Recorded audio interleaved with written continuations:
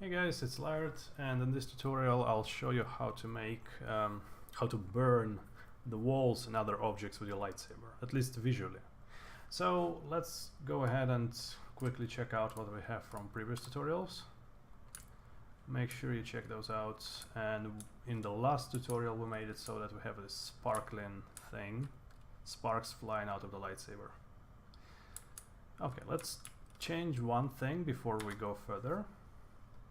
And in particular, let's go to our third-person character. And I have him open another screen.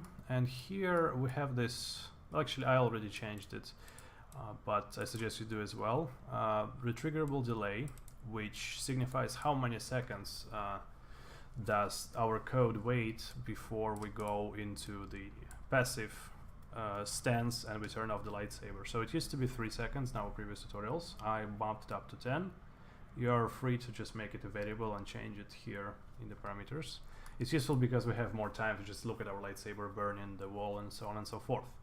So how do we burn the wall? There is a small trick about it. So if we go to our lightsaber, again we have our line trace, as you remember, and we're spawning emitter at the location of the hit, of the line trace hit. So let's go ahead and take this emitter and duplicate it and call it lightsaber wall burning or wall burns, I don't know.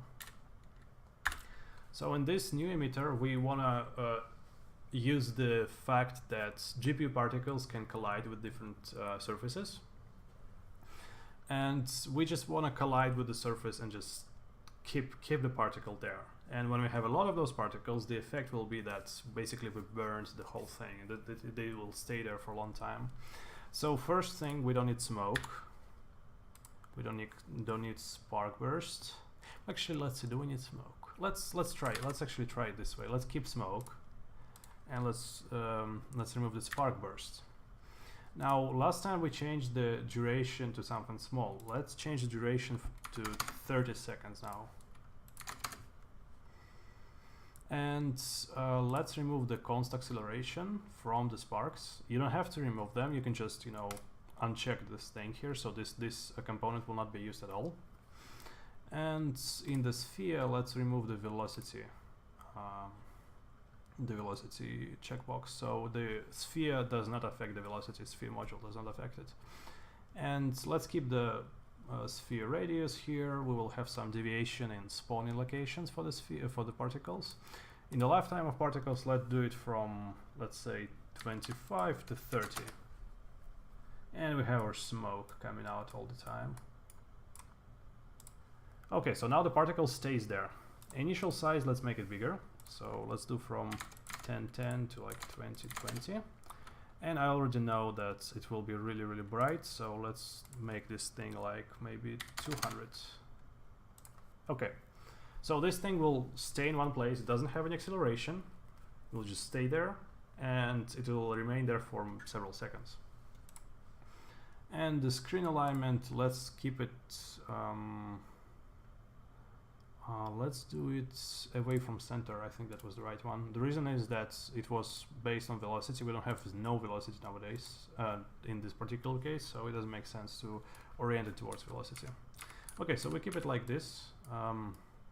Let's see, does the smoke have any particular color? Yeah, it has this bluish color. We don't want that. Let's make it slightly greenish. I think that will do. Okay, so one thing about smoke, let's make much less of it. Let's make it like 5 maybe smokes, like a really small amount, because smoke will really load our GPU.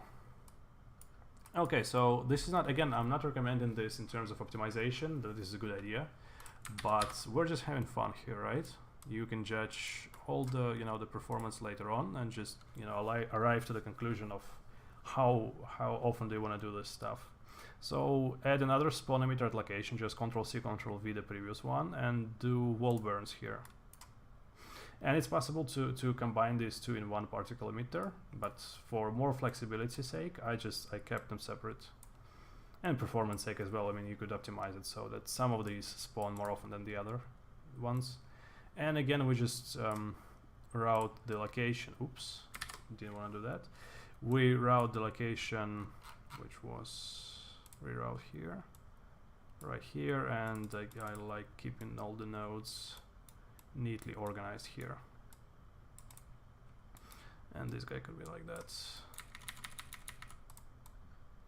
Alright, so auto destroy is on. It will destroy after some time.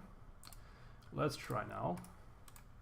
So we take our lightsaber and we go towards the wall, and look at that. So we have this nice thing burning the wall. Well, okay, it's really nice because it's actually like the smoke is coming out. The problem with the smoke, it goes through the wall. We don't really want that, but at the same time it kind of nice, it looks nice here because you can see the whole thing like emitting smoke. And you can see a couple of problems. One of the problems we can address right now, it's not the best solution, but I'll show you like the simplest way to solve this, which is if we are really close to the wall, our saber just penetrates the wall. We don't want that, so let's take a really quick and ugly fix to it. So our collision is based on our capsule dimensions. Let's increase capsule radius to something big, like let's just make it a sphere, like 96 by 96.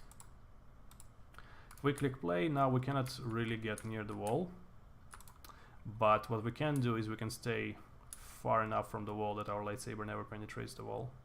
And of course you can experiment with this. You can make it smaller, because I mean it doesn't make too much sense for you know, character to actually get just so close to the wall. So I mean you can compromise and get something like that. And then there are other optimizations and just tweaks that you can do. For example, initial size of this thing could be like 10, from 5 to let's say 12 by 12, something like that. And you can even add a light here, and it would light the environment. We could try doing that, but first let's check that our new settings work properly. Yeah, they do.